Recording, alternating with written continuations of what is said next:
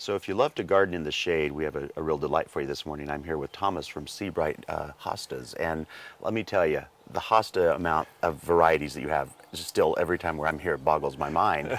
But today, Thomas, we're going to talk specifically about hostas in containers. So first of all, let's talk about what's the differences between in a container and in the ground? Well, hostas in containers, the benefit to hostas in containers is that you can put them on a patio or on a deck and you can change your garden around. You can move the pots and have a different look to your garden all the time. And as you can see, they do very well in containers in a decorative pot. And just a matter of choosing the size of hosta for the pot that you want. And so really then there's no special, they don't need any special kind of fertilizer or anything like that. They just probably some attention in summer for water. No, you can just treat them the same as your hostas in the ground. And the cool thing about hostas in a pot is that unlike other plants, when they go dry, they don't get crunchy, the leaves don't go crunchy. So you've got a good window there that if they go a little bit dry, the leaves will wilt a little bit and you put water on them, they'll come back up again. You haven't lost, they've got brown spots left. Nice. So just some general observation will really save you from losing them. So now let's go over a couple of these varieties, because I noticed that all three of these pots are the same. They're identical pots, but they look so different with the different hostas in them. So let's start over there by you and talk about that. Yeah, this is Night Before Christmas. This is a really good white-centered variety that'll probably get about 18 inches to 2 feet tall and about 2 feet wide. Makes a gorgeous cascading plant habit. Increases really rapidly. Next to it we have Lakeside Cupcake, which is kind of a blue-green edge with a narrow white center.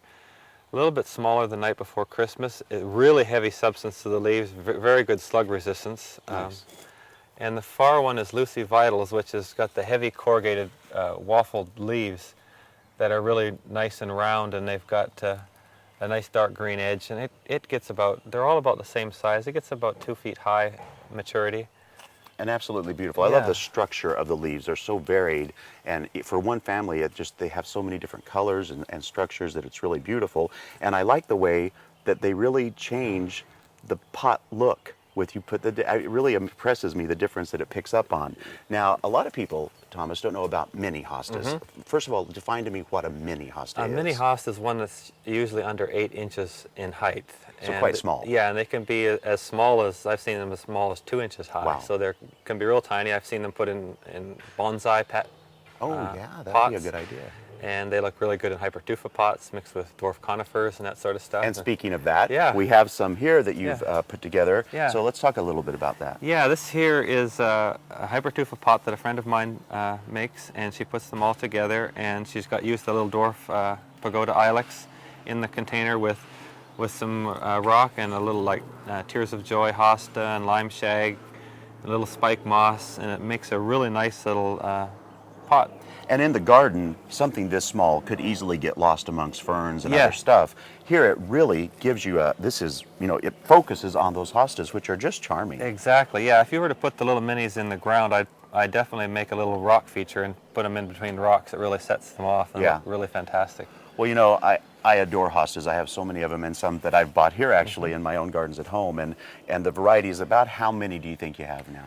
Oh, we're growing about 1,000 varieties, but we only have 500 for sale at any one time. Only 500, huh? we rotate out from year to year, so we may have one in stock one year, but then we sell out and we'll pull it out for a year because we have to regrow it. Yeah, we regrow all our hostas for 2 years before they're from the small stage to big, so that they got big crowns and roots on them. Well, it is certainly worth the drive out here, and they have beautiful display gardens as well. For more information on how to get here and what they carry, you can go to gardentime.tv and we can click you over to their website. Thomas, always a joy. Thank you so much. Thank you very much, William.